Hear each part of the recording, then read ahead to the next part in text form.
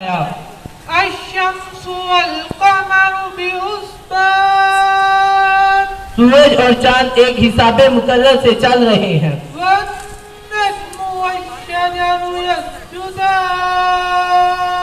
اور بوٹیاں اور درخت سجدہ کر رہے ہیں. والسماء رفعها ووضع الميزان اور اسی نے آسمان کو بلند کیا اور میزان عدل قائم کر دیا ألا تطغوا في الميزان کہ اس میزان میں حد سے تجاوز نہ کرو. وأقيموا الوزن بالقسط ولا تخسروا الميزان اور انصاف کے ساتھ ٹھیک تولو اور توڑ کام مت کرو. والأرض وضعها للأنام اور اس نے خلقت کے لیے زمین بچھائی. فيها فاكهة والنخل ذات الأكمام اس میں میوے اور کھجور کے درخت ہیں جن کے خوشوں پر غلاف ہوتے ہیں.